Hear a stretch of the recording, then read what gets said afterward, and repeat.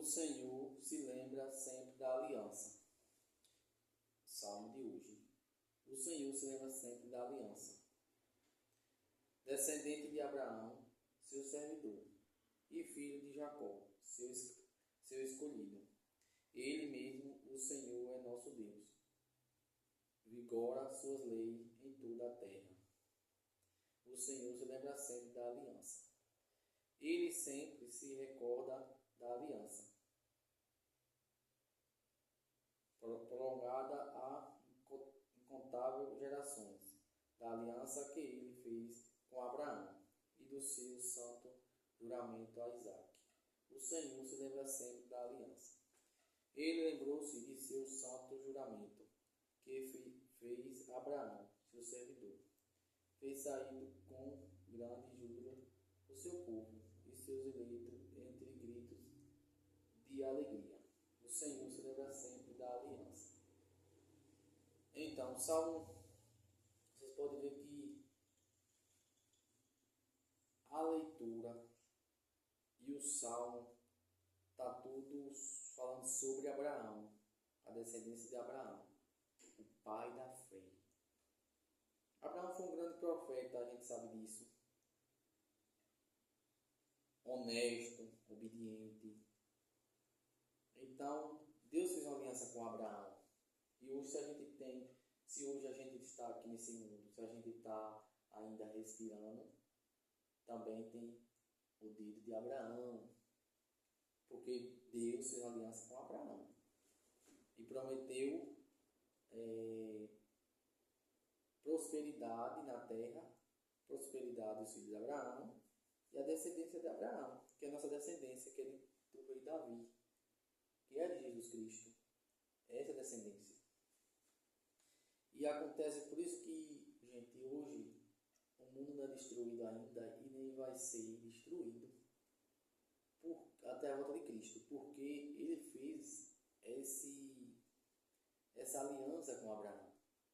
Jesus, ele sofre dia e noite sem cessar. A gente não vê, a gente não sente, mas até Nossa Senhora tem uma espada cravada no peito. Por quê?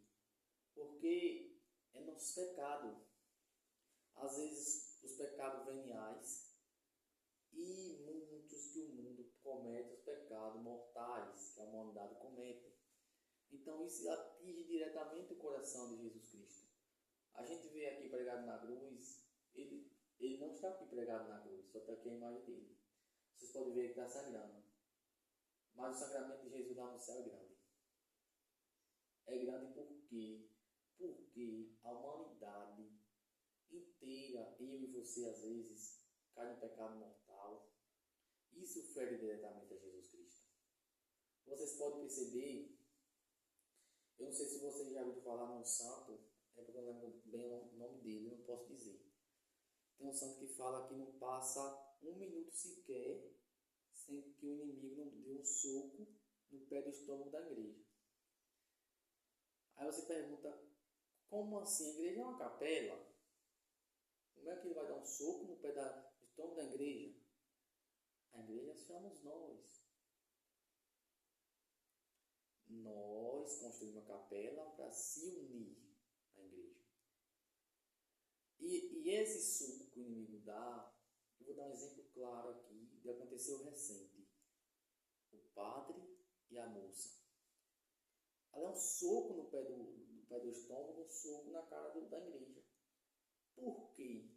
Porque, escute bem, quando acontece algo tão grande assim na igreja, algo escandaloso, afeta a igreja toda. É o que o inimigo quer. Então a igreja toda sente aquilo. Porque um homem de Deus, um homem escolhido para evangelizar, escolhido retirado da sociedade para ensinar, ele caiu na fraqueza e aí pecou e demonstrou para o mundo, ou seja, o mundo soube disso.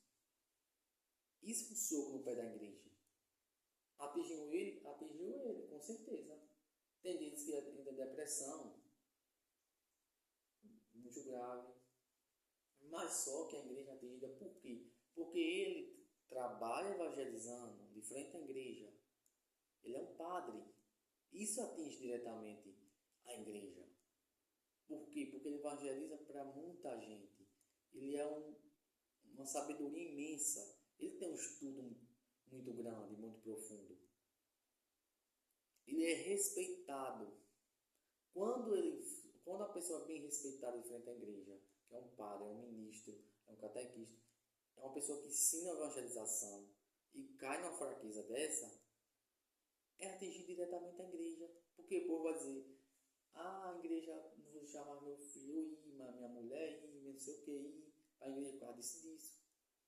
Essas pessoas não entendem que foi ele, não foi o mundo todo, não foi os padres tudo. Porque as pessoas é assim, ela não quer saber quem foi, ela quer criticar onde aquela pessoa oferece a sua vida, seu sacrifício, seu ensinamento. As pessoas não sabem diferenciar.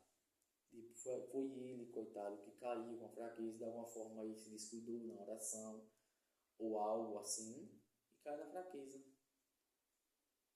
Você acha que eu e você, ou quem está jogando, não pode cair, ou às vezes está caindo pior do que ele? É lógico que está. Muita gente vive pior do que ele, critica. Por quê? Porque desde de apoiar, dar uma palavra de conforto, fazer uma oração para essa pessoa, as pessoas que estão no pecado mortal, que vivem de qualquer jeito, elas querem levar o outro também a lama. Então atinge diretamente a Deus. Por isso que pessoas de frente à igreja ela tem que ser sábia. É oração o tempo todo. Se cair em pecado, corra logo para se confessar. Porque o inimigo, quanto mais você vai se confessar com frequente, você pecou a se confessar, você não corre o risco de estar aquele pecado revelando para o mundo inteiro. Porque vai chegar um tempo, se você demorar muito de se confessar, vai se agravando, você vai cair no pecado mortal, aí você vai cair em vários. Daqui a pouco você cai naquela lista dos 10 mandamentos. É 10 mandamentos. Se você cair em um daquele, é um pecado mortal. O que acontece com a gente? A gente cai em um daquele. A gente fica em um daquele, ó. A gente se confessa, aí vai, para de rezar mais, fica mais fraco. Cai em outro, e vai, cai em outro, não se confessa. E vai só agravando. Daqui a pouco você caiu nos 10 mandamentos. Aí você estava só em um pecado mortal. Aí você caiu nos 10. Por quê? Porque você não se confessou logo quando caiu no primeiro. Vocês acham que tem gente que sai da igreja do nada? Não é do nada. Tem gente que sai da igreja é porque caiu no pecado mortal e aí não tenta dizer assim, confessar para se converter e seguir em frente. Porque nós que é católico, nós vivemos de queda mesmo. Por quê? Porque nós somos seres humanos, somos fracos. E aí está o problema. Caiu, levantou, toca o barco. Caiu, levantou, toca o barco. E aí, gente, não podemos de maneira nenhuma deixar de se confessar. Tá? O povo está menos se confessando hoje em dia. Está perdendo vou dizer assim, esse amor por Deus. E não entende que a confissão ela é fundamental para o católico entrar no céu. Então, você que é católico, você tem que se esforçar para se confessar. Eu sei que hoje em dia é difícil porque tem horário que não bate com o horário que a gente que trabalha. E os padres, não vou criticar aqui todos, mas a maioria, que na minha cidade, é horário de trabalho para as pessoas. E é difícil as pessoas confessar. Então a igreja, no meu ponto de vista, era para pensar sobre essa questão. Para ser um final de semana, para as pessoas se confessar. Porque no final de semana as pessoas não trabalham. Às vezes quer confessar, mas trabalham não podem ir. E aí prioriza as pessoas que, eu vou dizer aqui, que não tem trabalho. Ou que trabalha que dá para ir, o trabalho que dá para ir. Se esforce. O que eu tenho a dizer para você é se esforce porque se você não tiver esforço seu, não tiver um grande esforço seu, você não vai conseguir para o céu não. Porque não é fácil, gente, não é fácil. É renúncia de muita coisa. A porta é estreita. Louvado seja Jesus Cristo, para sempre seja louvado.